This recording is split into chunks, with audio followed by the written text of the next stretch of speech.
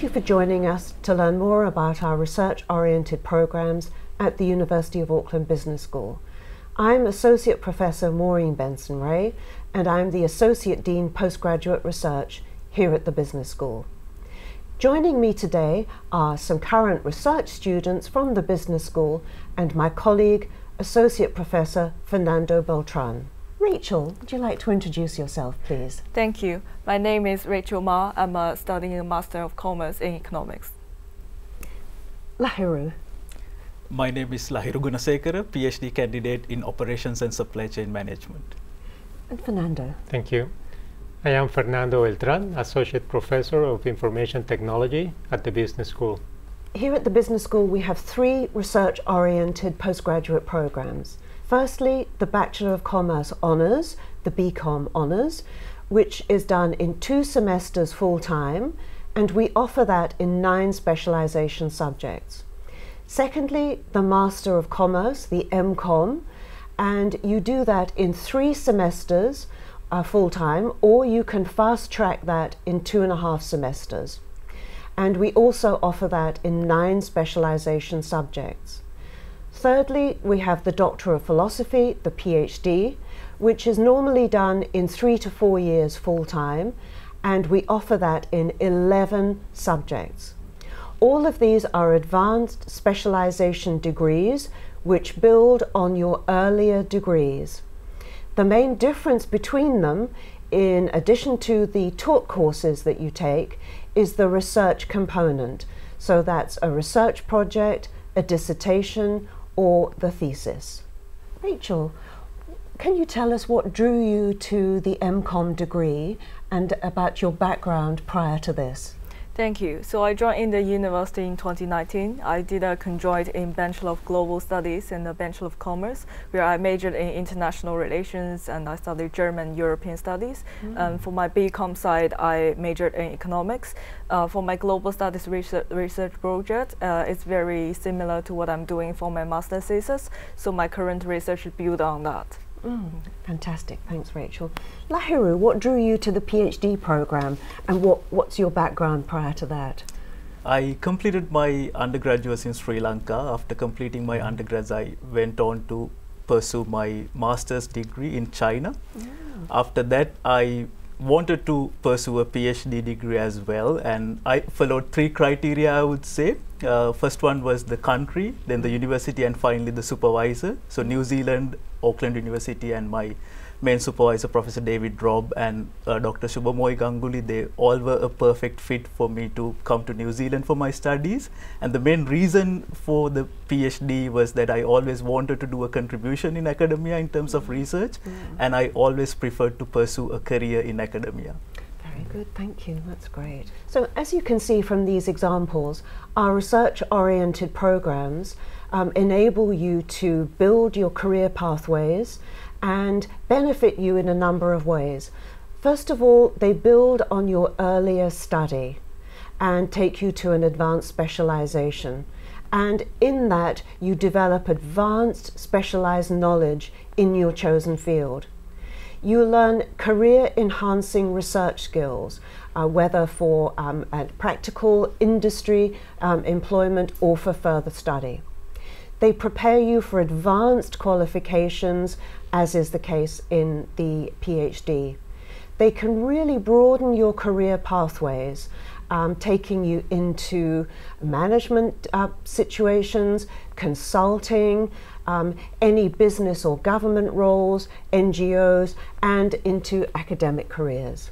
Over to you, Fernando. Thank you. Can you briefly describe what your research is about and how it impacts our communities, Rachel?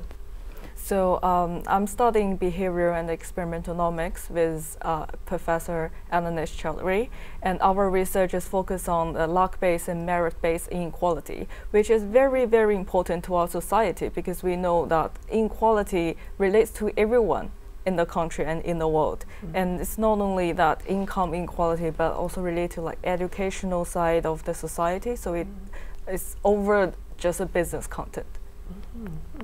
Lahiru. I work in the emerging discipline of circular economy. in particular, I'm looking into used product take back. So what do you mean by that? We know organizations keep selling products as consumers, we buy them, and at the end of the day we throw them away to landfill. So what I'm working on is how to get organizations to take back those used products in order to recycle them. So with the environment in interest, many organizations, not just in New Zealand, globally, are engaging in this used product take back, but it's not easy due to the uncertainty of the returns coming back to them. So I'm developing some tools to help retailers to use them in order to make sure that their take back process is optimized, cost effective and sustainable.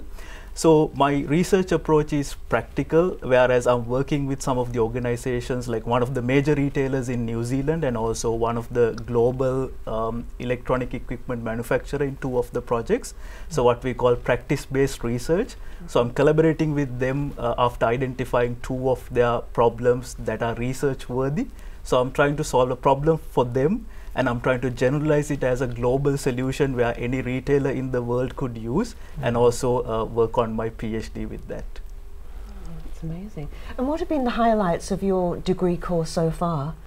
Course-wise and academic-wise, I think we really have a lot of great workshops within the faculty as well as at the university as a whole, because I attended a few research-based workshops, and they talk about how to do literature review, how to use our resource like the library to find the resource that you need. I personally find it very, very useful, especially for our research students, for master's students in particular, because if you just join the university as a research student, and very often we don't quite know how to find the resource, so that's why I find these workshops really, really useful. That's great. Yeah. What about you, Lahiru? I can mention maybe 2 of the key highlights. One of them is quite recent, where I actually participated in a research conference in Paris, so that I could couple up with some academic meetings in the Europe region, and it was one of the major conferences in my field, POMS 2023. And one of the perks of being in academia, I must say, and business school always sponsor us, the PhD students, and encourage us to go participate in those kind of conferences. And the other one is, so when it comes to my PhD thesis, it's a collection of 3 papers, what we call thesis with publications or with papers. So it's not an easy journey to get a paper published. So I was able to get my first paper published in one of the major journals in the field. So those are 2 key highlights as a PhD student at the business school, and apart from that, I've been able to participate in some other competitions and case competitions and events of that nature to get some achievements. That's great. Yeah. Wonderful. Tell us, how have you found working with your research supervisor? Because I met Professor Ananesh Chaudhary in 2021, so I became one of his students in his involved the course that he taught. And since then, he provided many insightful comments and knowledge throughout even my bachelor studies, and he helped a lot from other research projects of mine. And so now what I think he impact me the most is not only the knowledge, but also the passionate and the compassion. It's so passionate, and the time management skills as well. It's just very, very useful, not only for my research project itself, but also for my whole study as a whole. And how about your experience, Lahiru? Yeah, it has been wonderful. In summary, my I've worked the most with my main supervisor, Professor David Robb, and I was one lucky PhD student. Like, I was lucky to be picked up by him at the airport when I arrived in New Zealand, and even after that, he and I have had a family-like relationship. Like, I've been invited to his place many a time. I've got to know his entire family. But apart from that, when it comes to the PhD supervision itself, he's very caring, detailed, and he guides me all the time to come to my achievements. So and also I meet him every week, or the most every 2 weeks, And he has been a wonderful supervisor, and my second supervisor as well, very helpful to get my milestones achieved and to get my work done. And most important, especially I have had some down times with the COVID lockdowns. I think many of my colleagues as PhD students went through that, but my supervisors were really helpful, like emotionally as well, to pursue the PhD career. So thank you for sharing such wonderful experiences. And now let me tell you from the staff perspective, from my own perspective, what this experience has been about. So as a supervisor, my work starts way before my students arrive in New Zealand. Most of the time they are international students. And I engage with them on the email, just back and forth, trying to find what is it that makes them tick and why they want to work with me. And finally, after a long process, usually when they finally arrive, we start a series of conversations, just like you've been having with your supervisors, regular meetings.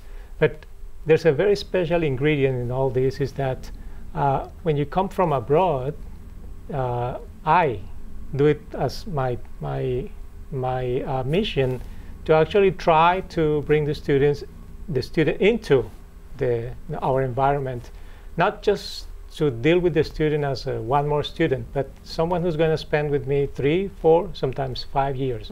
And that is very important in my consideration. From that moment, a good relation has to be established with clear rules and clear activities and everything like that. But at the end of the day, it's human beings getting to know each other and having common passion for something they are going to work for a long time. The university offers plenty of support for our research students, especially when it comes to, for example, research commercialization, through things like the university's Centre for Innovation and Entrepreneurship and other services. So perhaps I can ask the students, what other support services have you accessed as a research student here at the University of Auckland? Rachel first.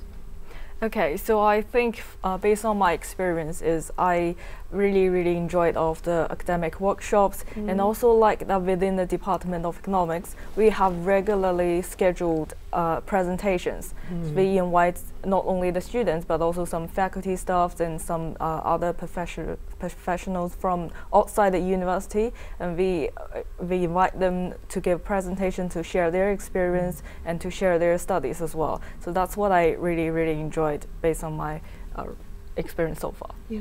Lahiru, what about you? Yeah, well, as a PhD candidate, there are many services I've accessed. So one of them is the services provided by the library, because we can book an appointment with them whenever we want, especially to get some guidance towards how to look for literature. And there are many tools available, reference management tools and other software that university have subscribed to all the major software and tools that we can use free of charge as students. And the School of Graduate Studies organize a lot of workshops from, sometimes it may feel like a trivial topic, but for example, how to work with your supervisor, like starting from topics of that nature to more technical topics like how to do a literature review, how to get a publication done. So I've participated in more than 40 workshops so far, because I keep a record of all the workshops I've participated in. And also because I work with the industry, I've received the help of uni services to draft some collaboration agreements, because I'm working on some long-term projects. So apart from what I mentioned, like you name it, there is a support service that any student can get in the university. That's fantastic, Lahiru. So what advice would you have for people who are thinking of pursuing a research-oriented program or a PhD here at the business school? What would your advice be, Rachel? I think personally I have two advice. First is really use a university website, because I think here at University of Auckland we have a very detailed designed website that literally contains everything that you need for the program and details for the supervisors and potential topics, everything that you need. You can find it on the website. So do have a good look at that. And the second advice is, if you just thinking about doing it, maybe just reach out and start early. To reach out to your professors and reach out to your, like say, the student advisors, to reach out to any staff, and they'll be happy to help. Very good. And Lahiru, your advice, please. Yes, so I mentioned about my criteria of PhD selection earlier. So when it comes to an international student, first you need to think about the country, second the university, so the country, quality of life, and things like that. Where there's no doubt when it comes to New Zealand, then the university, University of Auckland, #1 ranked in New Zealand and globally within the top. But most important, the selection of your supervisor. As Fernando mentioned, it's a long-term relationship, like 3 to 5 years potentially. So how to do that? So one of the few things that could be done, like one thing is you need to look up about the discipline of your supervisor, what kind of publications they have done, what are their research interests, and whether that discipline fits with what I'm interested in. That's one major thing. But another key thing is talk to your supervisors, your potential supervisors, current and former PhD students, to decide whether the supervisor is a type of a person that you can fit with. Like, because personally I may have preferences to guide me in a micromanagement level, or sometimes some students prefer to be let alone to do your individual work on your own. So it's better to clarify the expectations at the beginning, like especially when you do the initial communications with your potential supervisor. So then after you start your PhD journey, it would be a wonderful journey altogether once you have set things cleared. Such good advice. Thank you all very much indeed for sharing your experiences.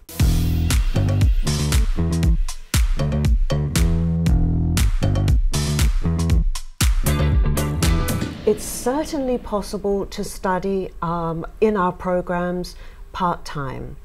I would say that it is quite a juggle to work full-time and study full-time. There are lots of flexible pathways through our programs, and it's really best to get advice from one of our expert advisors to see what's best for you. We fully realize, especially in postgraduate programs, that you have to balance so many things when you're studying. So do get in touch, talk to an advisor and see what's best for you. But I will emphasize that we have flexibility in our programs to suit your needs. Here at the university, we offer a wide range of scholarships and awards to help support and finance your postgraduate studies. We really encourage you to explore our scholarships on the university website and be sure to apply before the closing dates. So to enroll into our PhD program, you don't necessarily need to have a research master's degree.